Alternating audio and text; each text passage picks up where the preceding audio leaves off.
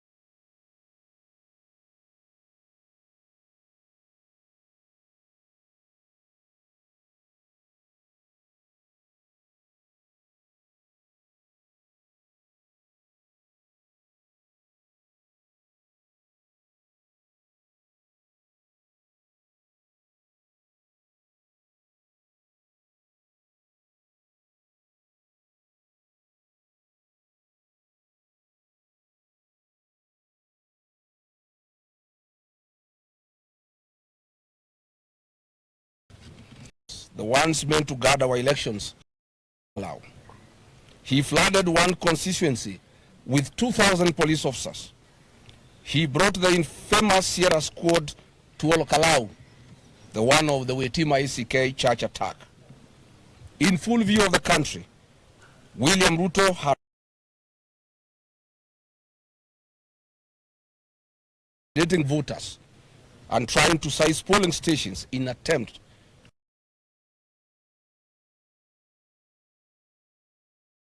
waged war on his own citizens, attacking innocent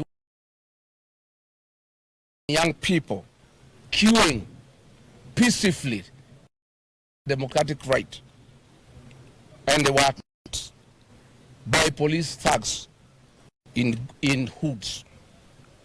I want to confirm to the people of Kenya that violence and intimidation cannot alter the fate of William Ruto in 2027. To the people who fear William Ruto's ruthless nature and what he is capable of, I ask them to be at ease. The great people of Ol-Kalou have taken the frustrations of millions of Kenyans and given them a voice. As we stand here, the general election, it is now clear beyond reasonable doubt that none of Ruto's dirty money, none of his capacity for violence can stand the test of a determined electorate. All power belongs to the people of Kenya, and their will reigns supreme. William Ruto, you have turned Kenya into heaven for wanton theft to raise funds to buy your election. You have turned our country into a playground for goons and death squads to intimidate Kenyans into compliance for your election. Through Ol-Kalou, the people of Kenya have given you their reply. Here, but no further. William Ruto, today marks the beginning of your retreat, and it is a journey with only one destination, one term. Yesterday was a tipping point for this country. The residents of Ol-Kalou came out in overwhelming numbers to make their voice heard. We owe them our deepest gratitude for their dedication, their commitment, and above all, their resilience.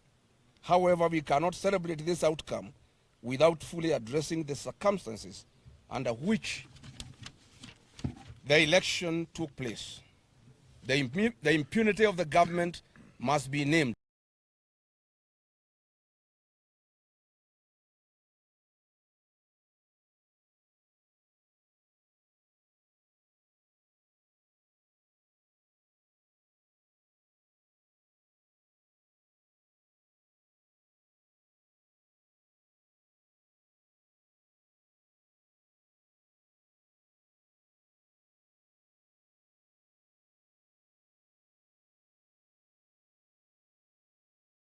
And it must be condemned.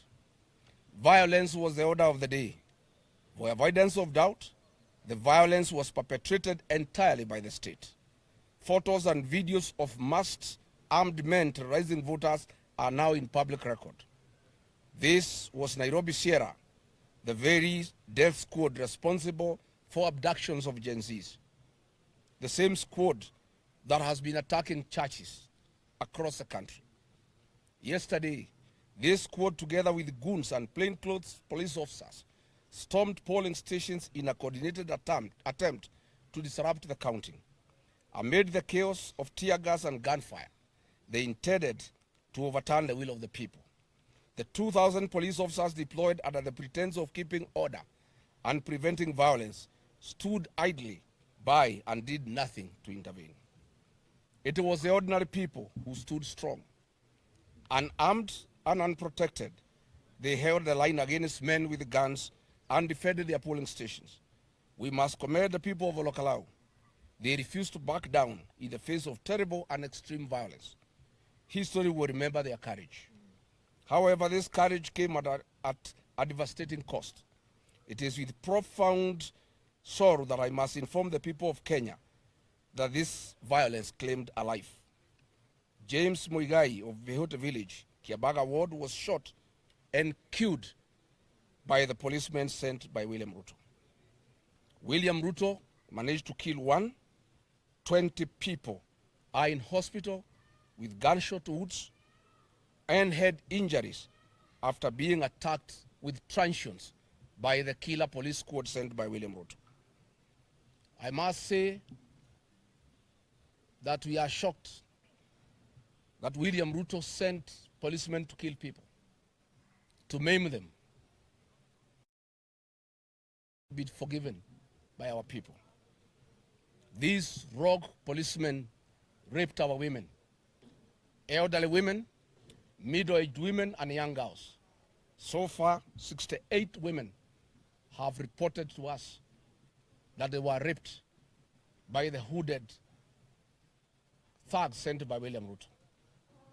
Yet they cannot report the attacks to the police because they were raped by the policemen. I want to say, William Ruto, you have crossed the red line. Raping our women is unforgivable, and you shall pay for it. Yes. You shall pay for it. Yes. And as they raped the women, they maimed them, telling them that they must know that William Ruto is the president of Kenya, and they can do whatever they want and nobody will take them anywhere. Given this tragedy, there must be accountability. It would be inexcusable not to call out the people responsible for this. It is important for the people of Kenya to know exactly who the architects of this bloodshed be allowed to continue to hide in the shadows. The killer gangs were authorized by the Minister for Goonism and extrajudicial killing in Kenya. These police units operated in Ol-Kalou yesterday. There were 3 groups. One was commanded by Madeira Member of Parliament Eric Wamumbi and his wife Betty Maina, the women rep for Muranga. The second squad was commanded and taking orders from one Dennis Itubi. The third group was taking orders from Charles Karondo, the board chairman of the Communications Authority.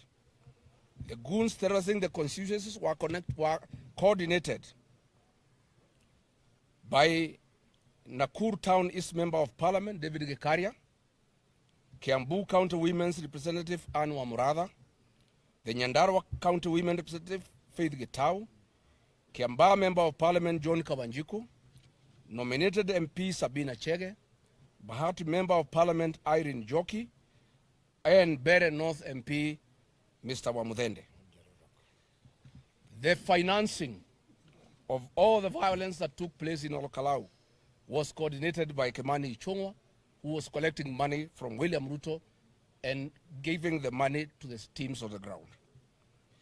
All of it was done under the express authority of William Ruto, who was giving the money and who okayed the attacks on the population and the raping of women, and with the operational support of Kipchumba Murkomen. So when Murkomen promises an investigation into men wielding weapons that only the police has access to, you ask yourself, how stupid does he think Kenyans are? He wants us to believe automatic rifles paraded openly in a constituency packed with 2,000 police officers went unnoticed by security agencies for over 12 hours. It is insulting that he thinks anyone can believe that. If Murkomen has called for an investigation, he must call for an investigation into his own person, because he is the one who authorized these attacks in Ol-Kalou. As we speak, the DCI Ol-Kalou arrested our young people, the Gen Zs, on trumped-up charges. Some have been taken to court, and others are reported missing. We'll go on to state throughout the electoral period. They have said nothing. The returning officers, the presiding officers, and the clerks did a commendable professional job. The commissioners have proven they cannot be trusted.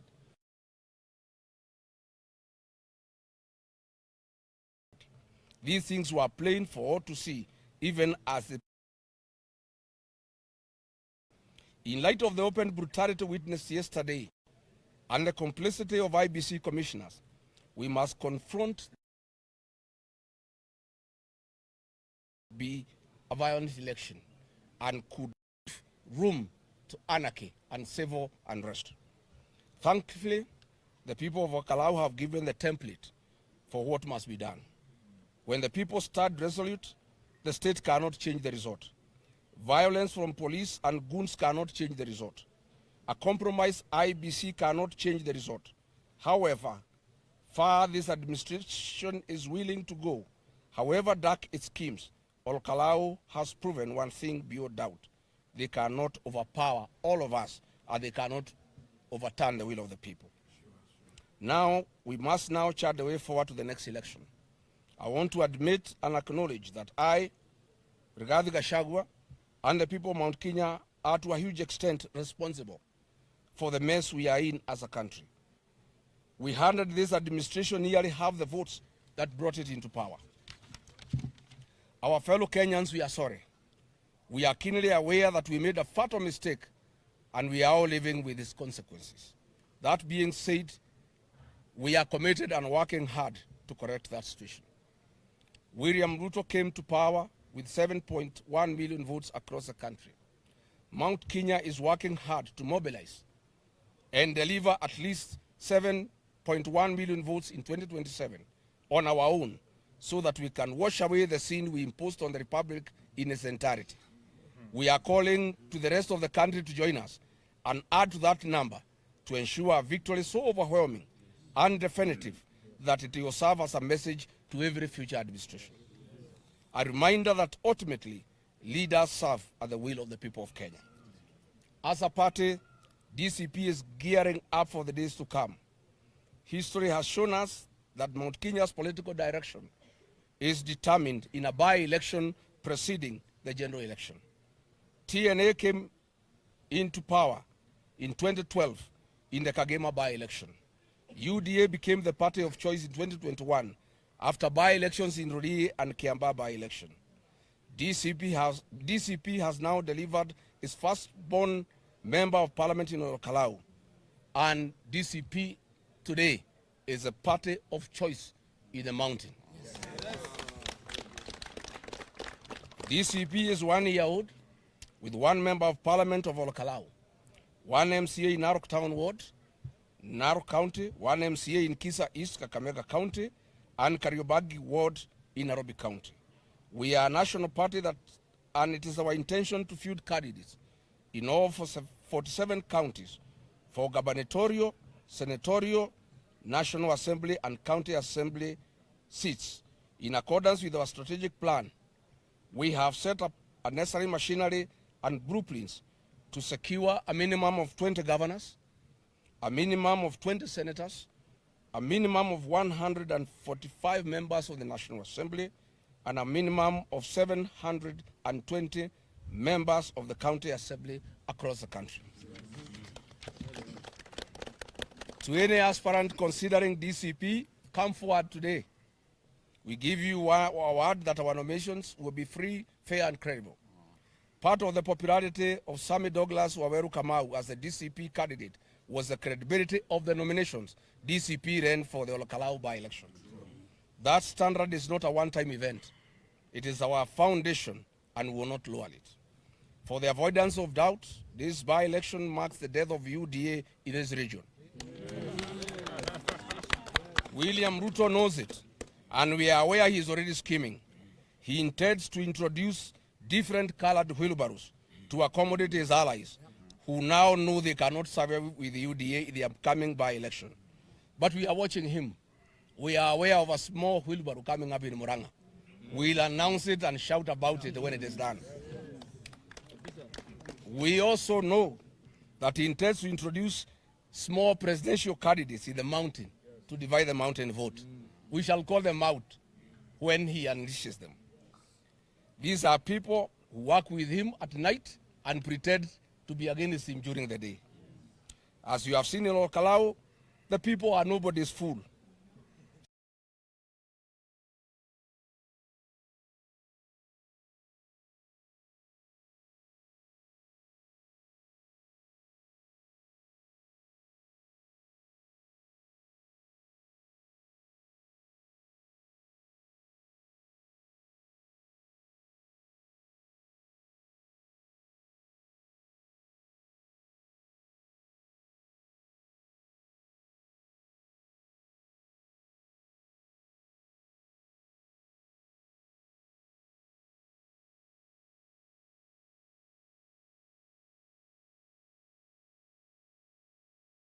Finally,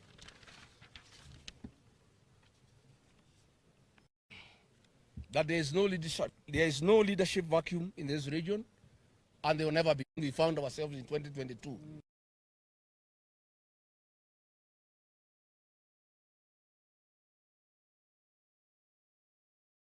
Finally,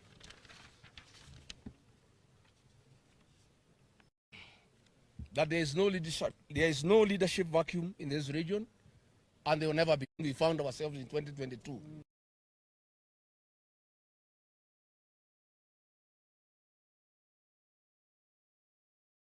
One time, the community is aware.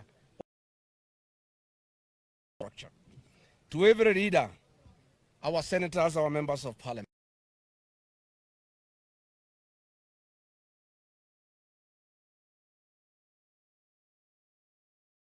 and campaign for our candidate, I want to say thank you. For the DCP,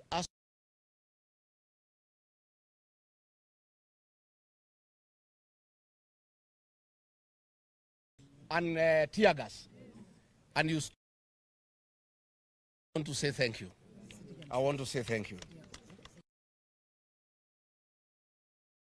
The Honorable Minor Commander, thank you.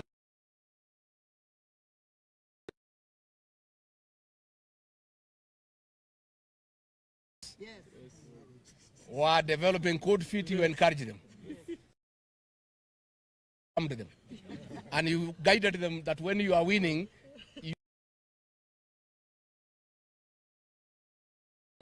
thank you. You are a great team. Amen. To the people of Ol-Kalou,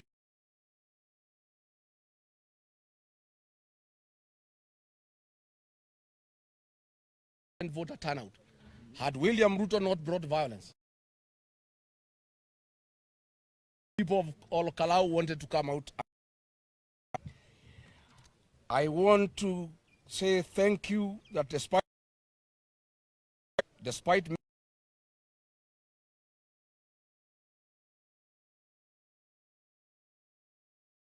women stood eye to eye with goons and police and did not blink.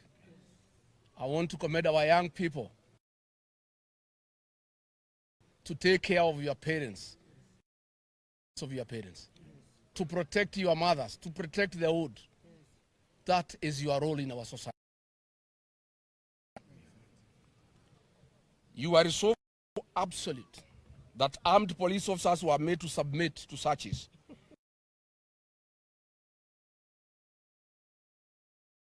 And search them. Yes.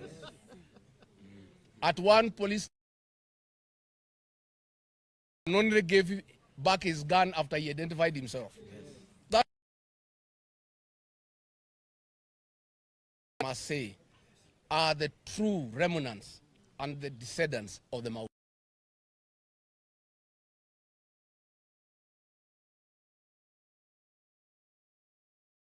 It happened yesterday. Nyandarua JM karaoke.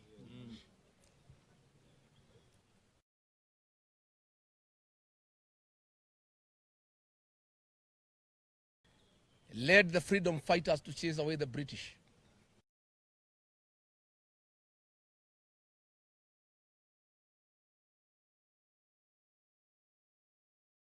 Today, on behalf of the community, I declare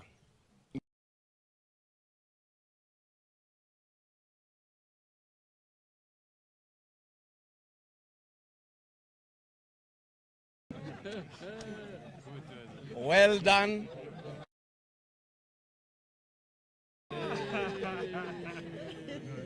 Well done, the people of Nyandarua, for the dignity of our people. Our community,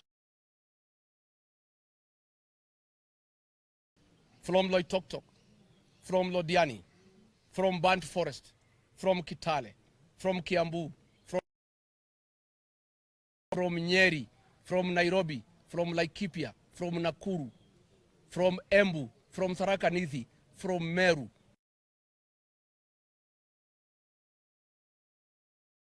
Of Ol-Kalou, to use the opportunity of God to restore the dignity and the pride. William Ruto has persecuted our community. He has called us names. He has called us tribal, despite having elected him. He has sent us beans and rice to shame our people. He has sent mattresses. He has sent all manner of things just to shame our people. He has called us names. But the people of Ol-Kalou have. I want to say thank you to the people of Ol-Kalou. What you have done when the history of our community is written and how its dignity was restored after an assault by William Ruto, the people of Ol-Kalou will have a very big chapter in that history. Amen. To Kenyans everywhere, I thank you. From every corner of this country, you reached out. You encouraged us. You reminded us at what is at stake and stood with us through. Over 100,000 of you stayed glued to our resort stream until the final vote was concluded. This victory is not mine. It is not for the people of Ol-Kalou. It belongs to the people of Kenya. Let me thank our Deputy Party Leader, Cleophas Malala, who kept Kenyans informed on what is going on through press conferences yesterday. I want to say thank you, Cleo. You are a wonderful deputy, and you stood in for me when I was monitoring what is happening in Wamunyoro. Let me finally say that, because it's important that I say, William Ruto has persecuted our community. He has abused us. He has sacked our sons in the police force and our daughters. He has sacked our sons and daughters in the armed forces. He has sacked our sons and daughters in KRA. He has sent KRA to impoverish our people. He has refused to pay our pending bills. He has demolished our houses in Nairobi. He has declared economic war against the mountain. He has sent Moses Kuria to unleash goons on the people of the mountain. He has declared war on the community. But yesterday he crossed the red line. He crossed the red line. He sent armed policemen to kill our people, killed one and injured 20. He sent armed people to rape our women. He sent armed people to humiliate our people. I want to tell William Ruto, these same people were given the same treatment by the British colonialists. They fought the white colonialists until he left Kenya. These same people you are harassing and intimidating were harassed and persecuted by Daniel Arap Moi for 24 years. And they fought back. I want to promise you, after what you did yesterday, declaring total war on this community, using police and goons, this community will fight you back. And it's a war you cannot win. Nobody has ever won a war against this community. I dare you to try. Finally, I have consulted with elders last night and we have agreed that we have been very tolerant and submissive. Goons have been unleashed against us and we have kept quiet. That will not happen again. We are going to mobilize our young people to protect the community from goons and police. We mobilize our young people to protect our churches, to protect our leaders, to protect our businesses, to protect our meetings. Goonism will not be allowed again in the mountain. Amen. The right to self-defense is provided in our constitution. And since the state has decided to fight the community using goons, the community will avail its capacity to defend itself. And what happened yesterday is a template that nobody will intimidate this community again. Whether police are having guns, they will be resisted. Goons sent from outside this region will be dealt with. Goons from within will be dealt with. And that has been agreed on. As we deal with William Ruto, the fate of William Ruto is the same fate that will befall the traitors of the community. Today, I want to announce that all the people who are here to cause violence will be voted out in the next general election. I'm giving guidance to the people of Kikuyu constituency to wake up early next year to send Kimani Ichung'wa home. I'm giving guidance to the people of Kiambu to wake up early to send Anwar Murada home. I am giving guidance to the people of Muranga that Betty Minor should not attain 500 votes in the next year's general election. I'm giving guidance to the people of Madeira, where I come from, and I'm a voter. Eric Wamumbi should not get 100 votes. I'm giving guidance to the people of Bahati that Irene Joki must be sent home. I am giving guidance to the people of Kiamba, that little young boy that I assisted to become a member of parliament, who have become a disgrace to the people of Kiamba and the people of Kiambu. John Kawanjiku must be sent home. I am saying that Sabina Chege should never get any elected position within the mountain. I am giving guidance that all these people from Nyandarua who abandoned their constituents and were here bribing people, the MP for Jorok Muchira, the MP for Kinagob Kwenya, the MP for Daragwa Gachagua, the women rep Faith Getau must be sent home. I am asking the community to view Moses Kuria as an outcast in the community. He has caused pain and suffering to the community. He is President William Ruto's advisor on how to persecute the mountain. He has organized goons to destroy businesses belonging to the mountain people. He has made goonism a culture in the mountain. The people of this mountain will never forgive Moses Kuria.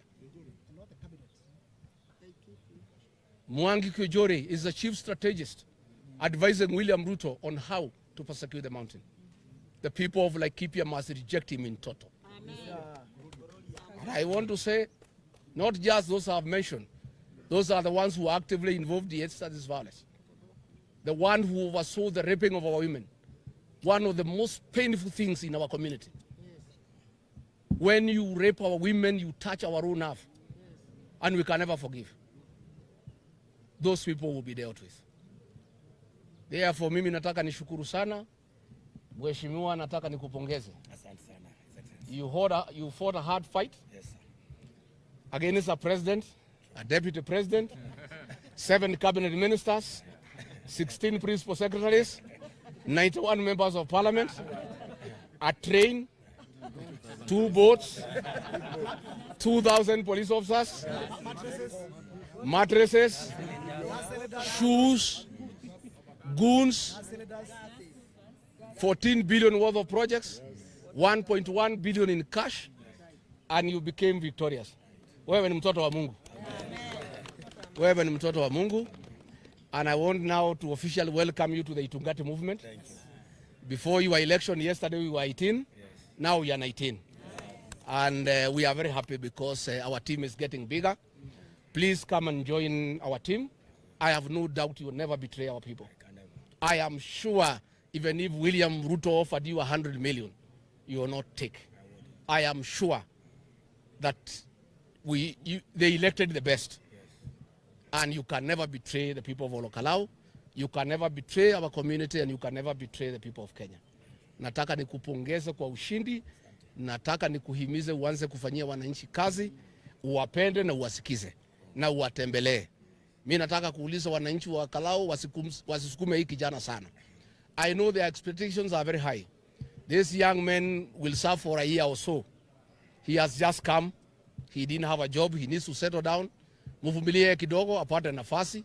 Hata kwanza anunue suit, aliitwa chokora. They abuse this young man. They called him chokora. The people of Ol-Kalou wakasema tunapenda chokora wetu. Wampatie nafasi ya settle down ndio wafanyie kazi. Kwa hivyo nataka niulize kwa heshima, ukuje useme jambo, useme shukrani kwa watu ya Ol-Kalou na kwa Wakenya. And I want to thank all those people who gave their financial contributions. Kamau's campaign was funded by well-wishers. As we have no access to public funds, even if we had access to public funds, we are not thieves. We will never steal public funds to invest in an election. All those who contributed money and equipment and T-shirts and caps, those who contributed vehicles for the campaign ya Mheshimiwa Kamau, nataka niseme asante. Hata wale mlipeana pesa kwa hii campaign, mnajua kabisa hii pesa ilitumika vizuri. Not even a cent was diverted. Because fighting 1.1 billion is not a joke. Fighting 14 billion is not a joke. Fighting goons is not a joke. Na wale vijana wetu jana, vijana 10,000 ambayo walilida hii kura na polling station. Hao vijana ninawapenda sana. Hata nitawalika wa Munyoro wakuje niwachinjie. Hao vijana ni mashujaa wetu. Those are our heroes and we are very proud of them. Na tunashukuru sana. Wacha tumkaribishe mheshimiwa aseme kitu kidogo.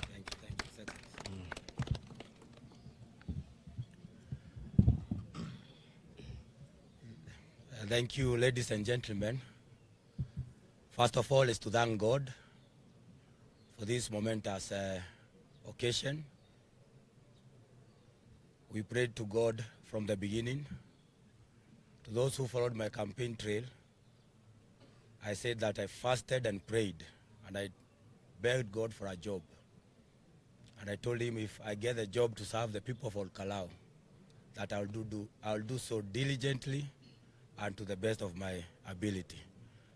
So this win, all this glory, all goes back to God. Amen. Secondly, I want to thank the people of Ol-Kalou. You've shown what you've been told by His Excellency.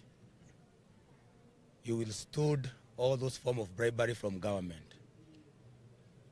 From morning you'd wake up to be ferried by vehicles, given rice, given beans, given cooking oil, given handouts going to thousands of money per person.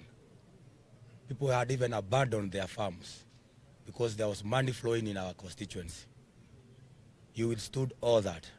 And what I'm even more proud of is that yesterday you even withstood tear gas, gunshot bullets, and you protected all those polling stations.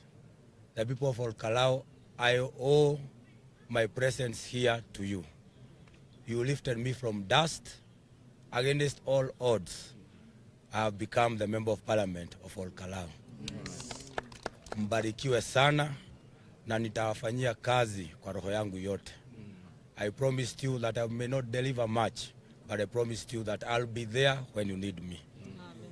I will defend the community and my people with my blood and my soul. To His Excellency, the People's Deputy President. Yesterday I said when accepting that you are the stone that the builder rejected, and now it has become the cornerstone. Those advisors from the mountain told the president that you'll be forgotten within 2 weeks. Months came, years came. Now we are here. If you want anything to do with the mountain, the only person you can consult is His Excellency Rigathi. Yes. The people of the mountain can only listen to His Excellency Rigathi because he is the person who is charged by the mountain to lead the people. We want to give you courage. Unite all of us. Don't leave any one of us behind. Apart from the few crooks that have decided to work with those who want to kill us, those who are raping our children and our wives and our mothers. But for the rest of the community, we want to urge you on. May God protect you, because we have heard of attempts by this government wanting to take your life away. But our resolve as the people is to protect you. The way the people of Ol-Kalou protected the votes yesterday, will protect our party leader, His Excellency Rigathi. Yes.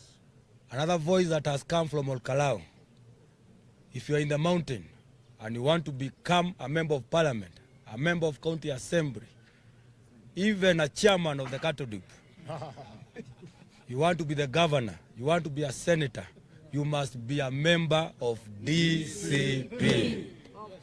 There is no shortcut to it. United we shall stand, because we have seen what happened in 2022. And we have declared with all our iota that DCP shall live beyond us. It is not a one-term party. It shall go beyond 2027, 2032, and in the future. This is the party for the mountain, and by extension, all Kenyans will join this party because it has ideals. To all those wishing to vie, I want to have a word with you. One, if you check the nominations of Ol-Kalou, if it was all about money, I would not be here. The credibility of the nominations were beyond reproach. Join DCP without fear. Bring on board what you have. Yesterday I was speaking to some of the aspirants, and I told them, if it's finances, use them well. If it is your power to plan, plan efficiently and effectively. If it is the power of the mouth, if you can talk well, talk well. Go to the people, because the people shall decide. Yes. There is no one who will be helped by the party. You go to the people vote, and the best candidate is awarded the certificate. So I wish you all those that joined and helped us during this campaign, we want to thank you. Our numbers is what won us the victory. We were so many on the ground, and that's why we had this win. I want to encourage every one of us. Let us visit these constituencies, join hands with the rest of our people, encourage each other, because this struggle, I would not have done it with the senator and Wanjiku Wamuhia. And that brave young man called Senator Medho, the future of Nyandarua. And today I want to, on his behalf and the people of Nyandarua, receive that honor that you have been given by His Excellency, that we are the headquarters of Rigathi. Hip hip, hip hip, hip hip, hip hip. Thank you. As I finish, His Excellency, the young man that has been said here, James is a man that I've known from childhood. He hails from Mombi area. Most of the time you'll find him in Captain. 10 or 15 minutes before, we had chased those wounded thugs, and we left the police station and went to another area. He told me with his own words, little did I know that it would come to pass. He said that he will safeguard all the votes, even if it means his life. A few moments later, I was called by the person in charge we had placed in charge of the police station. And he told us that one of the guy had been wounded, just to confirm it is him. Few hours later, we confirmed that his life had gone. Rest in peace, comrade. You put in a brave fight. You are there to protect the community and the votes of your people. Your bravery will never be forgotten. As we lay you to rest, probably next week, we want to put a very strong voice to this government. The uniformed policemen performed very well. But what was worrying is that they had orders from other quarters. Because whenever those wounded thugs would approach, they never acted. They would even have access to polling stations. At St. Joseph, it took brave young men and women to pull them out. They were even firing at close range, at AC, at Mombi, at Simba. In Nyandundo, it is women who disarmed one of the thugs. We want to tell this government, we are not going the Haiti way. We love this country very much. But if that's what you want, we will take you and deport you to Haiti and leave Kenya for us. Kenya is a peaceful nation. We want it to remain as such. So I want to kindly request, with the permission of His Excellency, we honor that young man that died by giving him a minute of silence.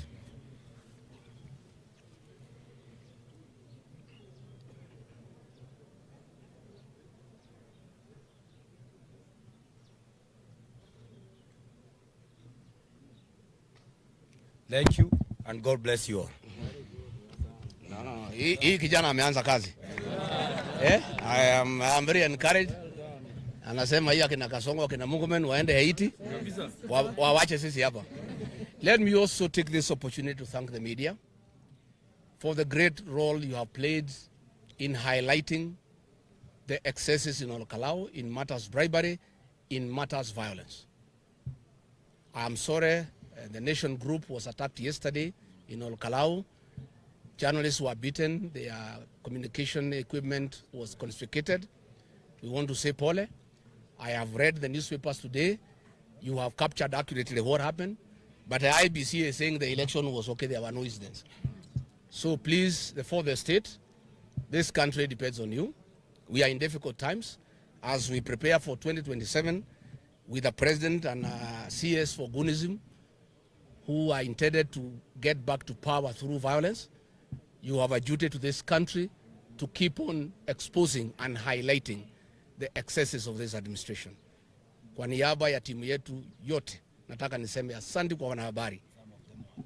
And some of you were attacked, others were hurt with us. So continue doing the good job you are doing, continue calling out this administration, continue informing the people of Kenya what is going on. Kwa hivyo tunaalika nyinyi, sisi naenda msafara kuambia wananchi asante, mkipata nafasi tukuje mtembee na sisi. Leo hakuna guns, wamerudi Nairobi. I hear they are in Nakuru, some of them. Na hoteli ilikuwa natumika kupanga hii kazi yote ni ya Susan Keheka. They grabbed hapo karibu na State House. They grabbed land there that was meant for the hospital. Bwana ya Keheka akajenga hoteli hapo. Hapo ndio hii wakora yote ya Kasongo walikuwa napangia ukora ya kuumiza watu wetu. Kwa hivyo watu ya Nakuru, huyu Susan Kehika pia lazima kuwe one term, kwa sababu ametusumbua. Wameiba mali yote ya Nakuru County. On top of that, wanapeana hoteli ya kupanga wahuni ya kuja kuumiza watu ya jamii. So tunataka pia hao washughulikiwe. Asanteni sana.